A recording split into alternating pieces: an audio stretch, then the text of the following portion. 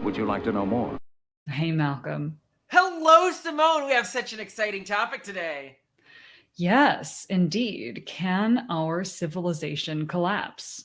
Discuss. Yeah, I think this is such an interesting topic because we hear people talk about this and we call them preppers, or I think it's a very easy thing to dismiss because if you look at the past couple hundred years, civilization hasn't collapsed. I think the first thing to establish in terms of thinking about can a civilization collapse is, has it happened in the past? And the answer is yes, it's happened a number of times in the past. You know, whether you're looking at the Egyptian civilization or the Roman civilization or various periods of the Egyptians, that happened to them like 4 different times. If you go through history, when you're talking about the New Kingdom versus the Old Kingdom versus the Middle Kingdom, that was 3 periods of collapse with many collapses in between. So when in Egypt, it got so bad, they forgot how to write, came up with new systems of writing. They forgot how to draw. It's really interesting. You can see art falling apart and then be reinvented, not even rediscovered, but reinvented in between these collapse periods. So I think Rome presents probably the best model of a collapse we can look at for what a collapse of our own society might look like. Yeah, that's what people always discuss, right? The fall of the Roman Empire and is quote unquote Western civilization falling. Yeah, talking about Western civilization today is silly. China, to an extent, evolved down a different civilizational route. Japan evolved down a different civilizational route. Korea did. If they collapse, we collapse. We're all tied together at this point. There's just civilization now. But to go back in time, with the collapse of the Roman Empire, to the average Roman on the street, they probably wouldn't have noticed that much change in their daily lives as the collapse was happening. They may have noticed that rules around religious practices were becoming more orthodox. Supply lines, like they had less stuff in their local stores, or things were getting dramatically more expensive. Political figures may have been increasingly becoming more radical acting.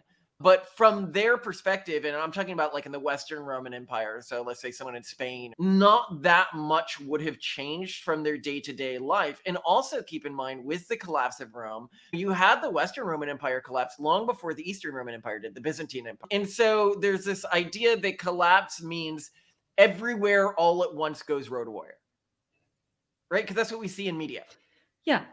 Yeah. Road warrior, water world. We're picturing complete lack of infrastructure, no government.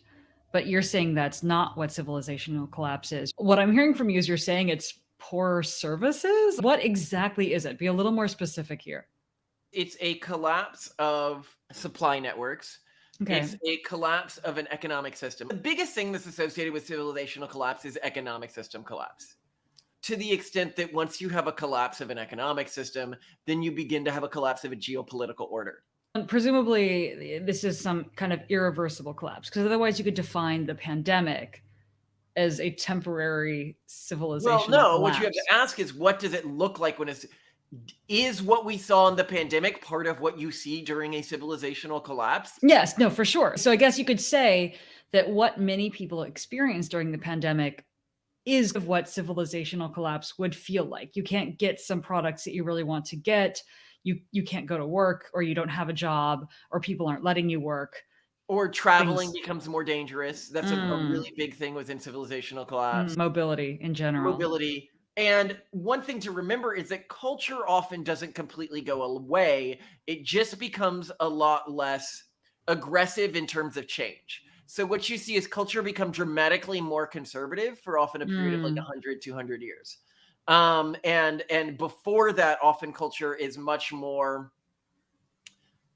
promiscuous or permissive, I think is the word. Both promiscuous and permissive. So you're going from freedom recess to like cracking down. You're in the middle of math class. Yeah, but then things begin to open up again after that period if things survive. And that's where this question gets really interesting.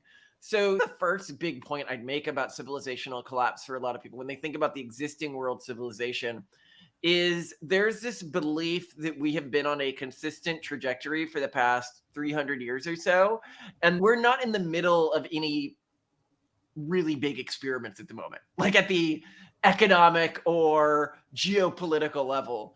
And that's just factually wrong. We have started a number of really big worldwide, society-wide experiments pretty recently, and these experiments affect people's daily lives. So So let's just talk about. globalism, gender equality, or like sort of women in the workforce and women being educated, high levels of education in general. So yeah, but with What women else? being educated, I think people look at that and they really misunderstand the scope of that one. Women being widely educated and accepted into the workforce was one thing, but the workforce and the economy adapting to that to lower wages with the idea that you had double the amount of workers in the economy, that Mm. was the bigger fallout of that, which meant that it really became almost impossible. And not that it was really that possible before. It was actually a myth that on a global scale, it was ever realistic to raise a family on a single income. But Yeah. there was a period where in certain parts of the US and Europe, it was possible for a 50-year period to raise a family on a one family income. That possibility is just not there anymore.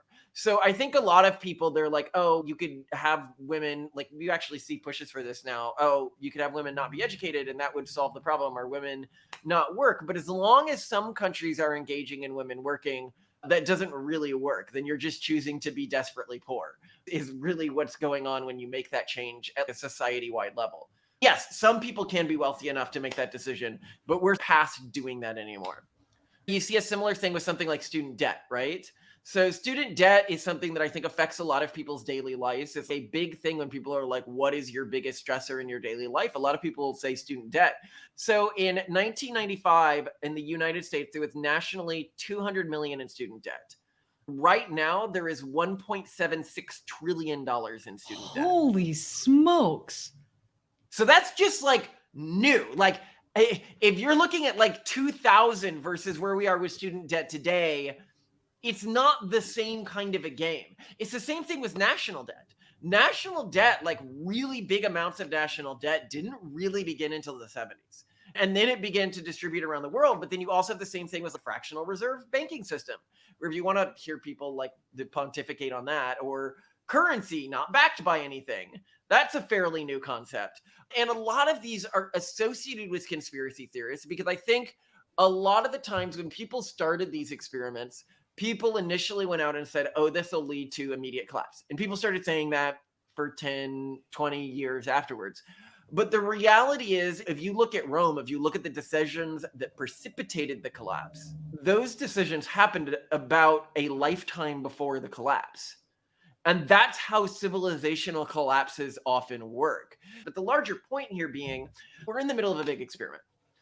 Well, what I really care about and what I think is important, what should people be doing? What should people be doing if they believe that we won't be able to depend on our economic systems or that international trade and international travel will become more and more limited? Like, what lifestyle changes or things should people be getting out of the way now, like bucket list items? Yeah, so the constant talking point that we always have is that debt is this miraculous instrument when things are growing. And we've built our society like a pyramid scheme. So for the past 300 years or so, the economy has been growing in aggregate all around the world. When you shotgunned your money into the stock market, it grew. You could be an idiot and make money on the stock market. Now, this was because population, the number of workers was growing exponentially, and the productivity per worker was growing linearly. Yes, technology was growing exponentially, but productivity per worker was growing linearly. And so this led to this illusion of a constantly growing stock market. And we began to build a lot of our economic systems like Social Security, again, a pretty recent experiment on those systems. And a lot of governments have similar unpaid systems like that. And Social Security is basically a debt system in that we are taking out debt, like any unfunded pension program is essentially debt that is held by the person who you're promising money to, but you haven't actually given them money. We're pretending like they're investing money, but they're not investing money. But you see this at the society level. So debt's this amazing instrument when things are growing. If I make a $10 investment in something and $8 of that is debt and $2 of that is equity, and it grows by 20%, well, my investment has doubled. But if it shrinks by just 10%, my investment has halved. And so debt multiplies the prosperity when everything is growing. And so we had the society where population rates began to slow, right? At the same time as we doubled the number of workers by putting women into the workforce in mass.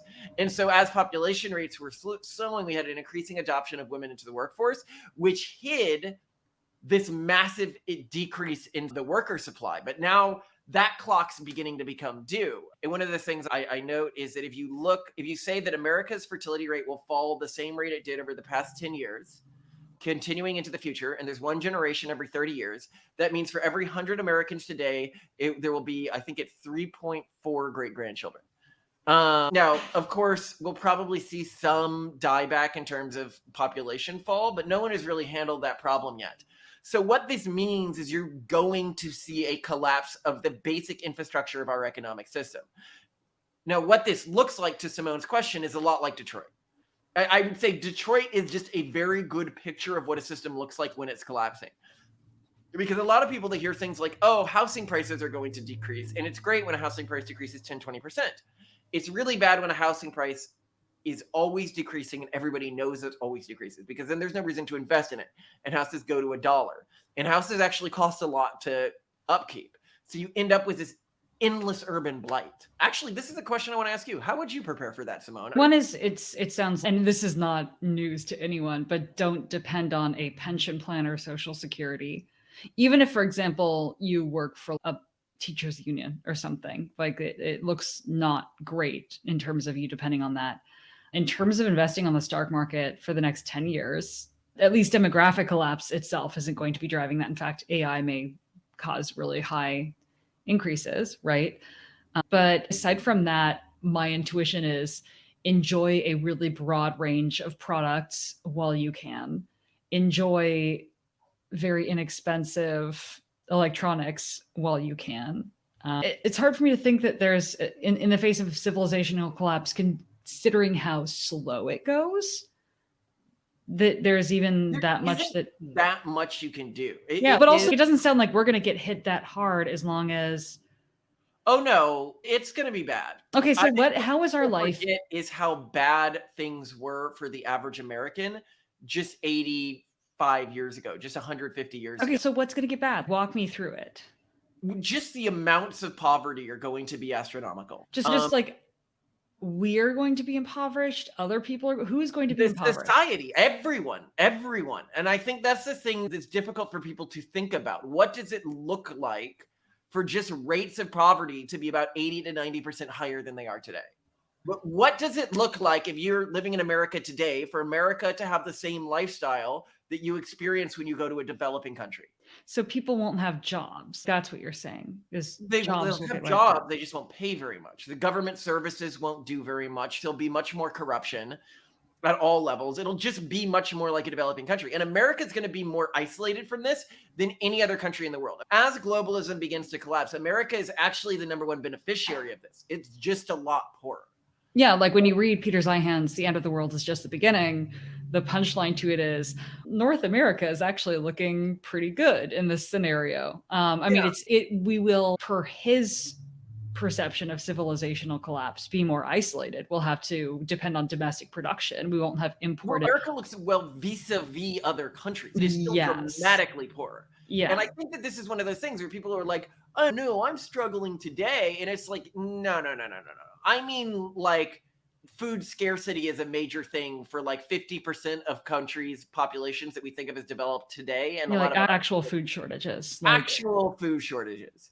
Or just actual, a lot bigger wealth disparity, where now this is something that I think people really misunderstand. They're like, AI will make us so much wealthier. Or if people get that poor, they'll rise up.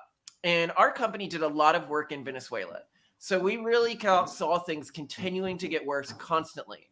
Things can get so bad before people rise up, especially in an era of technology. It is very hard to rise up when the government has autonomous drones. And Venezuela doesn't even have those. And so you actually do not see revolutions just because things have gotten bad often. The other thing that I think people aren't seeing as much is governments are preparing for this. That's what zero COVID is about. That's what China's social credit system is about. It's about preparing for a collapse of their economic system. And I think one thing we always say about AI is that, and this is likely a topic for a different video, or we can do it for the next video, but AI is the tool that finally frees the bourgeoisie from the proletariat. They don't need you anymore. They don't they and I think the masses of civilization have never dealt with a period where genuinely the wealthy did not need them to maintain their lifestyle.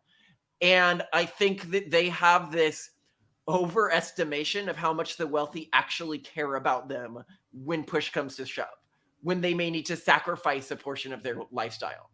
If you look at the sort of celebrity class today, they literally think the world is about to die because of global warming and they can't get off their private jets for 5 seconds.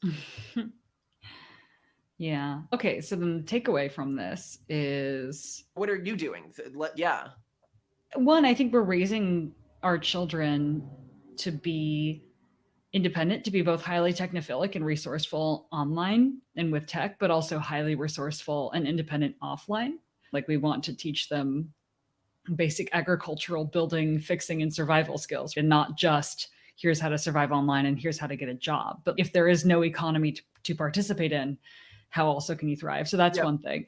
Two Oh, is actually, I want to add to what you just said there because I think a lot of people make a mistake here. They try to teach their kids and their family to survive without technology as a way to deal with this, which is it's not like a stupid approach. It's just probably not an optimal approach. it is an option that people should be prepared for. And in the event that like AI goes really off the rails for some reason, and you have to go full Battlestar If AI Galactica. goes really off the rails, we're all going to die no matter what. Yeah, it's just objectively true.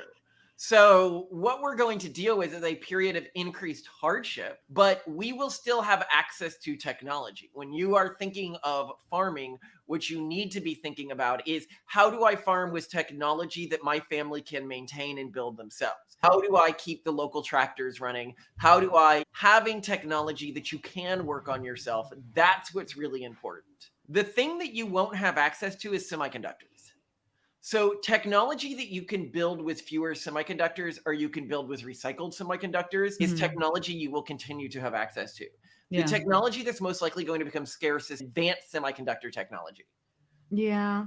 Okay, so there's that. And then I think the other part is like to enjoy late stage capitalism while it lasts. You and I go on Walmart walks in the morning and we just enjoy what's on the Oh, shelves. yeah. Also enjoy it while it lasts. Travel internationally, see as many nations as you can, go on cruises, like just do stupid. I don't know if that's my plan at all. It's certainly not really what we're doing with our kids. So Simone has this reaction to it, right? Where my reaction is really focused more on preparing our family intergenerationally to make it through this. Yeah. And I think one of the most important things about any collapse scenario is that you realize that your country does not matter as the primary unit of account as much anymore.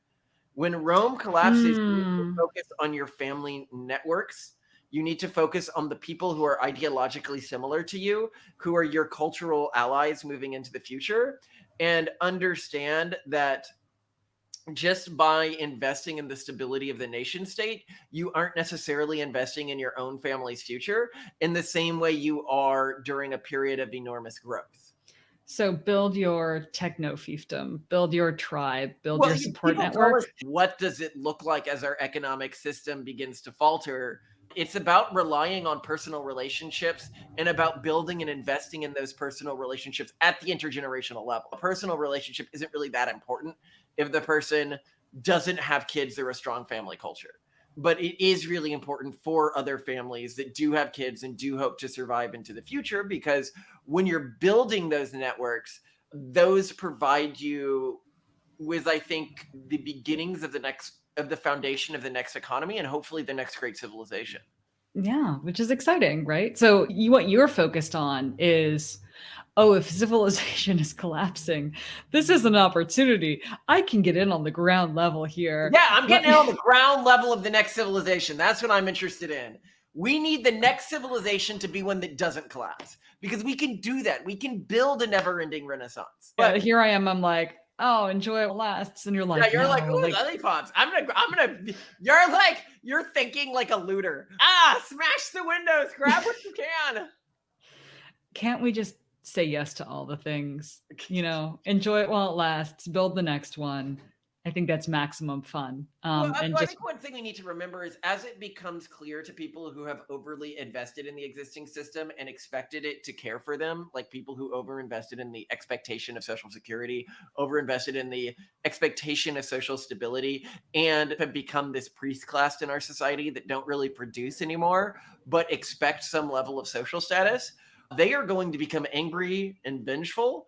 And I think we're already seeing this to some extent because they see the lack of hope they have after basically enslaving themselves to this university pyramid scheme where they put all this money to pay for this priest class. I mean, I'll try to put like a gif here that I thought was funny of what like a university graduation looks like, and people are like, "Oh no, this isn't a priest class." Like, have you seen the way these people dress and they talk in languages that almost no one understands, and they give you this script of paper in a language that's like this dead language, and this is a priest class, okay? And you are paying money to nominally join the priest class at the lower level at the hope that you may be able to join it at this higher level and have some sort of say as the experts, the people who decide what's true and what's not true in our society. But really, you don't. And instead, you've just gone into life shattering debt to support all of the other the people in this. It's insane. It's not a good look. like an obvious cult. Like, our society is run by what to me looks like an obvious cult. But isn't that what it looks like when things are about to fall apart, right? Yeah, but it's Oh, also what things look like when they're recreated. Cults are no. just A cult has taken over our government. You could say that. And people are like, no. Like, when you talk to people who have bought into the cult, they're like, no. This cult knows what's true. It's actually true this time. And it's, bro, they always say that. They always think that. The academic system today is not what the academic system was 50, 60 years ago. This is a holistically, the whole, like, for example, let's just talk about like the way that we determine status within the academic system. If we're talking about another new thing, this whole peer review system where like your status is determined by how many citations your paper gets, and then you get peer reviewed by other, and yet we have found out you can submit things to peer review that are just like, what was it, like Mein Kampf, but they had changed out the things for like feminist sounding things or something, and it passed peer review. This entire academic system, it turns out it was a neat experiment.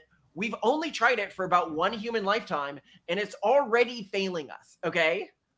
Academia used to be something different than what it is today, and it used to fundamentally function different than what it does today. And if you look at the output of the academic system, it basically collapsed in the 80s per dollar spent. The amount of money flowing into the system rapidly increased, but the amount of technological output rapidly decreased. Now you can say, oh, invention's gotten harder. Invention should have been getting harder for the past century and a half. Why didn't it decline before that? It didn't, because the way that the system operates is fundamentally changed. And one of the statistics we always love, we talk about this in the sexuality book, but there was this great study of about 500 PhDs in the psychology of sexuality space. And what they found was that more than half of them said that they would actively occlude or not publish results if it showed systemic psychological differences in the brains of males and females, like the way they sociologically process things. Yeah. And that shows to me that this entire field is more interested in promoting an ideology than it is in searching for truth anymore. And people are like, yeah, but the good studies, some good studies might still get out there. What about the other 50%? And it's, yeah, but if you're doing a literature review of the field now, you really can't believe anything.